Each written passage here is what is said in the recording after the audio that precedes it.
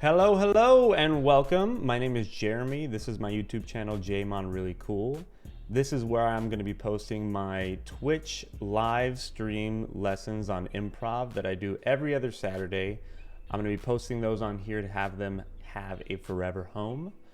So if you would like to watch one of my lessons in real time, go ahead and head on over to my Twitch channel, Jmon Really Cool, and go ahead and follow that, please.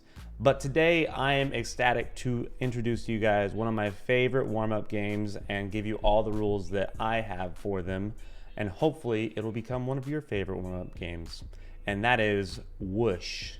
Hell yeah. So Whoosh the game. That's a very fancy font. I thought I was a very fancy person. Whoosh is a circle group warm-up game that you do to help bring up energy while warming up vocally and physically. So it kind of does it all. That's why I kind of like it. Essentially, you're passing an imaginary ball using many different rules and motions. You change how the energy ball is being passed. I only give you the idea or the image of a ball so you can have something to just think about while you're doing all these motions, what the whole point is, right? It's passing energy. So if you want a physical object, it can be a ball, but you don't have to all be holding a ball, right? Because I will show you the motions that you do to pass that energy. The first one, I guess you can imagine these circles around me as the group of improvisers that are standing in a circle ready to play this game. So the first rule obviously is whoosh. And here is the physical representation of what that is. So using both hands, you want to do a wave motion while saying whoosh, and it goes one direction, okay? So if I'm saying whoosh, going to go ahead and just go that one way, right? And we all have to do it. It's not just one person. It's whoosh, the next person says whoosh, the next person says whoosh, right? Continue it all in one direction. The story of my life, I'll take her home. I am Psycho. So when you're playing this game, you want to introduce these rules one at a time. That's why I'm doing it this way. So once everyone starts getting the idea of what whoosh is, we're going to go ahead and introduce another rule that helps change the direction, called Bong. Oh, yeah. And here is the physical representation of Bong, and you don't have to do the face that I'm doing right there. So just like in the picture, what you're doing is you're making a fist and making a 90-degree angle with your arm while saying bong. Almost like you're hitting like an imaginary gong, like bong, right? This changes the direction of the whoosh. So if we're all going one direction right there with whoosh and someone says bong, it goes the other direction. And you cannot bong a bong. So if someone whooshes and the person says bong, the person can't repeat bong. No, you take my whoosh. You just change directions, right? Without taking it to heart. So sometimes when you introduce this though, one improviser gets caught between two bongs. And in college, that's a great time, eh? But in this, it's actually very annoying. So how do we get out of two people just continuing to bong, right? So if I whoosh, bong, whoosh, bong, whoosh, bong, I'm just stuck. What do? We introduce another rule, and that rule is called bridge. So what you do is go in the direction of wherever the energy is going. You're gonna go ahead and put one arm over the improviser directly next to you.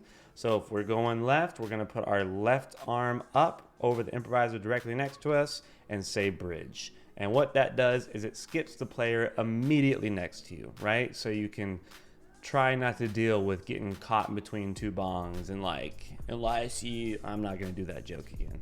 But that's how you get out of that situation. But if you wanna do more than just that, we can go ahead and do something called interstate. And if you've ever played Zip Zap Zop, it's a lot like that. Same physicality, everything like that, but instead of saying zip, zap, or zop, you say interstate. And you clap and point while looking at whoever you're trying to pass it to, because we're not trying to dupe people or make them drop the ball. We're all a team right here. And say interstate. And then you can pass to anyone in the circle. It extends past the immediate people next to you, right? So if you don't want to do just a bridge, you can go ahead and pass it to across the circle so they get a share of the action and say interstate. So, and then they whoosh directly after, right? Just to continue, and they have to whoosh the appropriate direction. So if we're going clockwise and someone interstates across the circle, they continue it with a whoosh or even a bridge, but going the appropriate direction, which would be clockwise, right? And you can't bong an interstate, so don't be that person. Don't try it. Not today. Can't do it. So what is the next rule that we add on once our group starts to get that? Suspension bridge, and this is the hardest one to relay. So instead of one arm, we're going to use two arms, okay? So I'll go ahead and read off everything right here. Going the direction the whoosh was going, put two hands over the person next to you and say suspension bridge. Player 3 people away from you should also put up two hands to be the end of the bridge. So you have yours up, it skips the person next to you and the person next to them, and that third person has their hands up as well, holding them up clearly to be the end of that bridge. So you have put two improvisers under the bridge. And the person that called suspension bridge, which would be the person that said it, right? The very beginning of the bridge, they say a specific scenario for the two improvisers under the bridge to act out. And give them a simple two of the three W's, like a who and a what, right? Maybe like relatives fighting to figure out who's going to watch TV, or girlfriend and boyfriend on a picnic. So I gave them a who they are to each other, and what they're doing. I don't want you to point to who you want to be who, right? So if you say girlfriend and boyfriend, you don't go, you be a girlfriend, just say girlfriend, boyfriend on a picnic, and let them take care of the rest. And the people under the bridge, their job is to get to the heart of the scene right away. They're not building a scene because it's going to be seen very shortly, right? The person that is the end of the bridge is in charge of calling the scene. So we always want to have our improvisers' backs. Don't let them live in that scene for too long and be very awkward while the rest of us are watching them perform for 20 minutes for no reason at all, yeah? And the way you call it is you say whoosh or you bridge or anything after to keep it going, and it has to be the appropriate direction, obviously. So another rule right here that helps energy is hyperspace. And hyperspace, right here, you're going to go ahead and press an imaginary button directly in front of you and yell out hyperspace. What you do about that is everyone in the circle, they want to scatter and run around and resituate themselves in different spots in the circle. Put yourself next to different improvisers that you weren't next to begin with, right? We're all one big happy family. Don't be afraid of someone or have your own little tight-knit community with two people in the group. Everyone is there everyone that is there is a team. Yeah? So after everyone situates, anyone can keep the game going. It doesn't have to be the person that called hyperspace. And you keep the game going by doing a whoosh, right? In the appropriate direction. Always remember that. Whatever the direction is, that's the direction it's going until someone changes it. Yeah?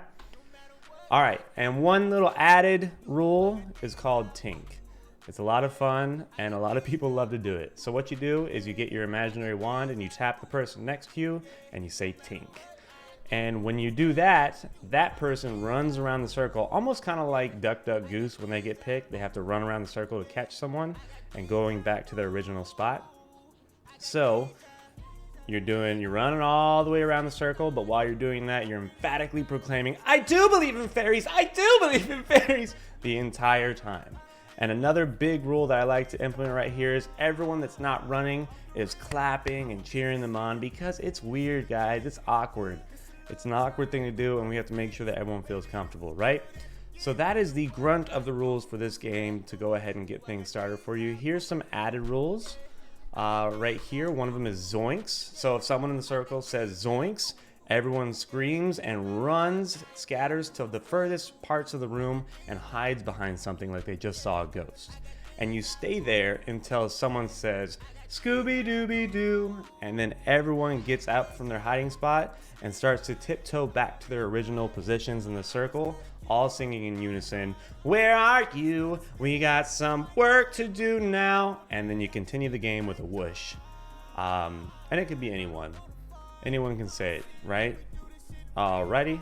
And another one, a very simple one, monorail. So when you hear monorail, everyone in the circle looks up, looks left and right, going, ooh, ah, like you've seen the world's most beautiful monorail. And then you just continue by saying whoosh directly after. And the most important thing with this is that you can really make any rule. As long as it's fun, everyone's comfortable, it engages them, it gets them out of their head. It can be any rule. Like if everyone in your group is comfortable with being picked up, and not everyone is, so don't do it right away. You could do something like maybe I'd say Rocky, and then everyone in the circle would lift me up, lift me up as I just had the biggest victory, and I'm like, Adrian, right? And then we all go back down. Or if you want to do like a living portrait where we all just are a part of a portrait, we all create a picture, we could do that. And it could be genuinely any role you can think of that you want to have fun with. And this game has many different variations as well, but this is the best way to start off doing Whoosh. One of the best warm-ups that really does it all. And I've been so happy to show you guys. So hopefully you enjoy it, you take it home with you, you play this with your family, your friends, your group, your class, anything you want. And if you ever want to go ahead and watch one of my classes in real time on Twitch, it's every other Saturday at JMonReallyCool. But thank you guys so much, I really appreciate you. I'm going to be putting a lot more in the description just to have the written rules out. But have a wonderful day, and thanks for stopping by.